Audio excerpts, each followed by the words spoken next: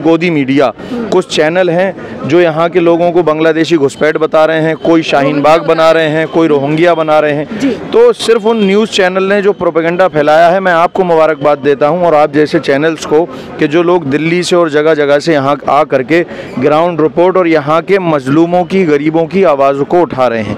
ऐसा माहौल बना दिया है हिंदुस्तान में कि जहाँ मुसलमान के साथ कोई थोड़ा सा भी विवाद जुड़ा तो उन्हें या तो रोहिंग्या बता दिया जाता है, या आतंकवादी बता दिया जाता है, या घुसपैठिया बता दिया जाता है, या जिहादी। ये 2014 के बाद से एक नई परिभाषा सामने आई है मुसलमानों को लेकर के कि अगर यहाँ के घर अवैध हैं तो यहाँ के लोगों के वोट देने का अधिकार भी अवैध हो गया। तो अब से पहले जो यहाँ MLAs, MPs और जो पार्षद वगैरह बनाए यहाँ के लोगों ने, क्या उनकी भी मान्यता रद्द की जाएगी?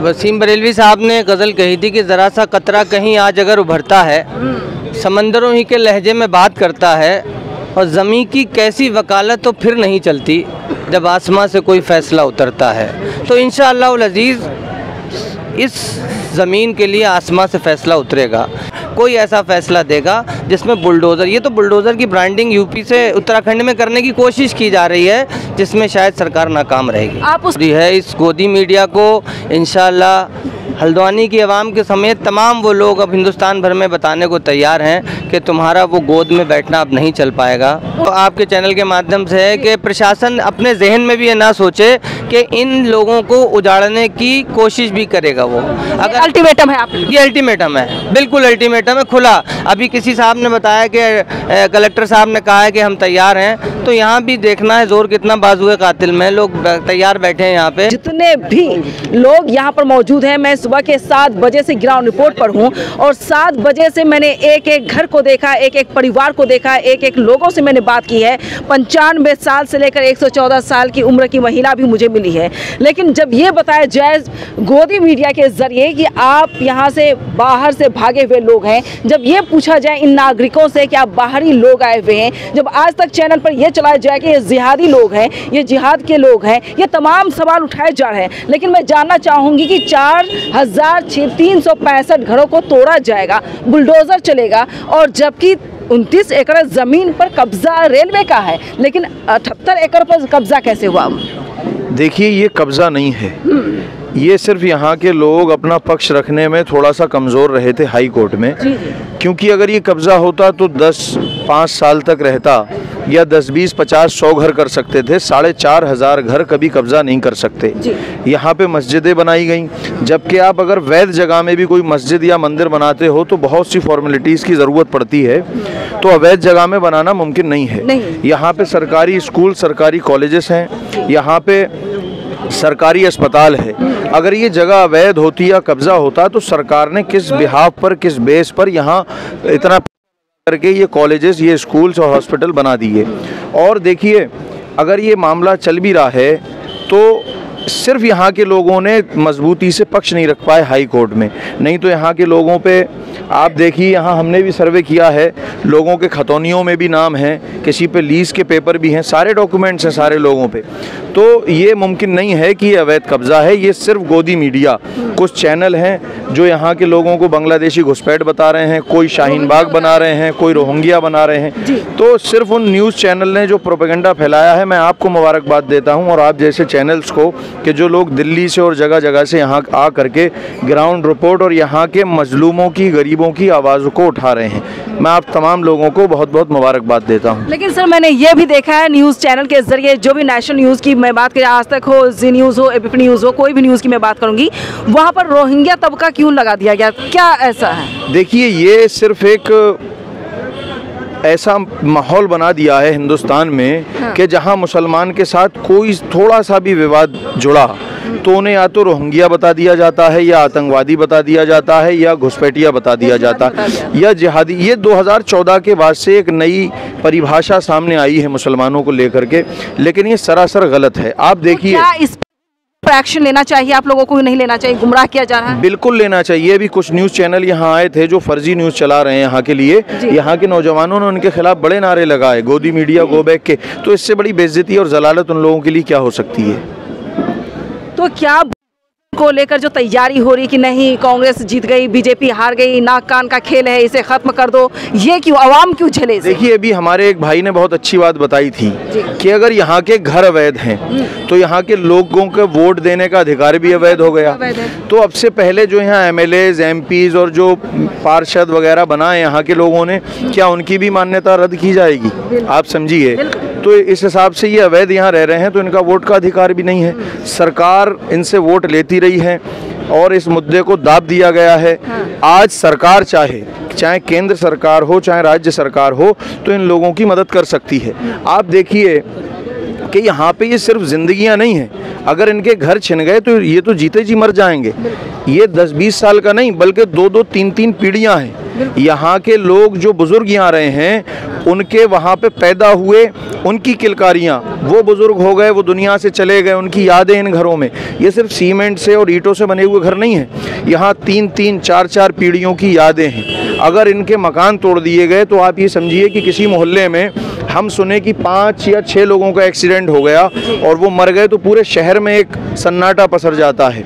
ये तो 50-60 हज़ार लोग ये देखने में ज़िंदा ज़रूर रहेंगे लेकिन ये मर जाएंगे क्योंकि इनकी यादें चली जाएंगी, इनके माँ बाप की, दादा की यादें यहाँ से चली जाएंगी, इनके बच्चों की, इनके जो बच्चों की किलकारियाँ इन्होंने यहाँ देखी हैं वो किलकारियाँ चली जाएंगी। लेकिन मैं मानता हूँ कल सुप्रीम कोर्ट इनके हक में फैसला देगा इंशाअल्लाह, हमें पूरे यकीन, पूरी उम्मीद है।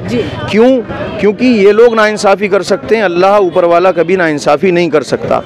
और रहा सवाल, मैं जहाँ तक यहाँ के लोगों के जज्बात देखे हैं, मुझे नहीं लगता कोई भी अपना यहाँ से घर छोड़ने को तैयार रहेगा। क्यों? हमने अक्सर ये देखा है कि अगर कोई नाग भी एक मासूम सी चिड़िया के घोंसले पे जब हमला करता है तो वो चिड़िया उस पर झपट पड़ती है, आपने देखा होगा। तो यहाँ ये खाली कर देना बहुत आसान नहीं है। इसमें बहुत से लोग मुझे लगता है अपने घर नहीं छोड़ेंगे, अगर गिराए गए तो अपने घरों के अंदर दब के अपनी जान दे देंगे। सर 70,000 की आबादी और इस बुलडोजर चलाने की तैयारी में है, नाक और कान का खेल देखा जा रहा है। जो ग्राउंड रिपोर्ट मैंने देखा है, सबके पास पेपर है, सबके पास कागज है, कोई 80 साल, कोई 90 साल, किसी का मैंने आज़ादी से पहले क्या अभी कागज मैंने देखा ऑन रिकॉर्ड।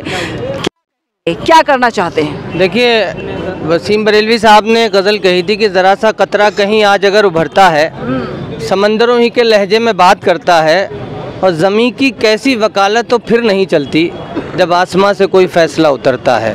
तो इंशाअल्लाह अज़ीज़ इस ज़मीन के लिए आसमां से फ़ैसला उतरेगा। इसी हिंदुस्तान में जब राम मंदिर के लिए भावनाओं को ध्यान में रख के बिना कागज़ों के सुप्रीम कोर्ट ने फैसला दिया है, तो 50,000 लोगों की भावनाएं जिस ज़मीन से जुड़ी हुई है और उनके पास कागज़ भी हैं, मुझे नहीं लगता कि सुप्रीम कोर्ट भावनाओं को हटाकर कोई ऐसा फैसला देगा जिसमें बुलडोज़र, ये तो बुलडोज़र की ब्रांडिंग यूपी से उत्तराखंड में करने की कोशिश की जा रही है जिसमें शायद सरकार नाकाम रहेगी। आप उसको क्या जवाब देंगे उस मीडिया को जो ये कहे कि आसाम में पॉपुलेशन जो आबादी है मुस्लिमों की ज़्यादा है, उसको देखते हुए उत्तराखंड पर कार्रवाई ज़रूरी है, यहाँ पर भी आबादी बढ़ती चली जा रही है? उसूलों पर जब आँच आए तो टकराना ज़रूरी है, जो ज़िंदा हो तो फिर ज़िंदा नज़र आना ज़रूरी है। इस गोदी मीडिया को इंशाअल्लाह हल्द्वानी की आवाम के समेत तमाम वो लोग अब हिंदुस्तान भर में बताने को तैयार हैं कि तुम्हारा वो गोद में बैठना अब नहीं चल पाएगा। 29 एकड़ की ज़मीन अगर 78 एकड़ में कन्वर्ट हो जाए तो क्या कहेंगे? सरासर बेईमानी जो पिछले धंधा चल रहा है, सियासत के नाम पर जो गंदा खेल खेला जा रहा है, इंशाअल्लाह अज़ीज़ पहली हल्द्वानी की आवाम उसको मुंह तोड़ जवाब देगी जो इंशाअल्लाह नज़ीर बनेगी हिंदुस्तान में। सर ये भी देखा मैंने कि ज़मीन कटाई राइट साइड से है, वो कटाई गड्ढा बनता चला गया है, उसके बैक साइड में आप लोग हैं इस साइड से। अगर इस साइड पे लगातार ज़मीन बढ़ती चली जा रही है, जहाँ पर 29 एकड़ ज़मीन है वो सीधे 78 एकड़ तक जाती है, तो कैसे ज़मीन को क्या इधर खिसकाते हुए नजर आ रहा है? क्या उसकी भरपाई नहीं हो सकती है? उस गड्ढा को भरा नहीं जा सकता है? और इन लोगों को तबाह बर्बाद करने के लिए 4,365 घरों को तोड़ने की तैयारी है। तोड़ने की तैयारी के लिए मेरा तो आपके चैनल के माध्यम से है कि प्रशासन अपने जहन में भी ये ना सोचे कि इन लोगों को उजाड़ने की कोशिश भी करेगा। वो अगर अल्टीमेटम है, आप ये अल्टीमेटम है, बिल्कुल अल्टीमेटम है खुला। अभी किसी साहब ने बताया कि कलेक्टर साहब ने कहा है कि हम तैयार हैं, तो यहाँ भी देखना है जोर कितना बाजुए कातिल में। लोग तैयार बैठे हैं यहाँ पे कि हम अपने घर सरों से कहा जाए, कुछ लोगों की ज़बान से मैंने सुना है शाहीन बाग बनने वाला, शाहीन बाग बन चुका है। हालांकि कई चैनल पे, नेशनल चैनल पर शाहीन बाग के नाम से जाना जा रहा है। क्या एकता वही दिखाई जाएगी, वही बात सामने आएगी? क्योंकि यहाँ पर आपको अपने हकूक को लेकर लड़ना है। नहीं, मैं आपको बताऊं, शाहीन बाग का एग्जाम्पल दिया ही क्यों जा रहा है? ऐसा क्या हुआ शाहीन बाग में? क्या हुआ? क्या ऐसा हुआ क्या है? अगर एग्जाम्पल ही देना है तो गुजरात के उन दंगों का दो, जिनमें माओं का पेट खींच के बच्चों को निकाल के जला दिया गया, उससे ज़्यादा वहाँ पे हंगामे हुए हैं। मैं तो सीधे एक ही बात कि सख्ती थोड़ी लाजिम है, पर पत्थर होना ठीक नहीं। हिंदू मुस्लिम ठीक है साहब, कट्टर होना ठीक नहीं। बिल्कुल। मैं तो इंसाफ की अगर बात करूं तो इंसाफ पर यकीन नहीं होता। मैं एक पत्रकार हूं, इसके बावजूद भी जब बिल्किस बानो के घर के परिवार के 7 लोगों का कत्ल किया जाता है और मालाओं से उसका स्वागत हो, उस देश में क्या उम्मीद कर सकते हैं आप? नहीं, इसी उत्तर प्रदेश में पड़ोस में मुजफ्फरनगर में एक पुलिस वाले को मार दिया गया। उसके बाद उसका हत्यारा जब छूट के आता है तो रूलिंग पार्टी के लोग उसका स्वागत करते हैं माला पहना के। तो यहाँ तो इंसानियत मर चुकी है। लेकिन इस बार रॉन्ग नंबर डायल हुआ। पीके फिल्म में था, इस बार रॉन्ग नंबर डायल हो गया है, जिसका जवाब इंशाल्लाह यहाँ पता चलेगा। रॉन्ग नंबर डायल, जी बिल्कुल जवाब देना। चलिए, बहुत खूब। कहाँ गए विक्की सर? कहाँ गए विक्की जी? विक्की भाई और कोई है फीडबैक देने के लिए?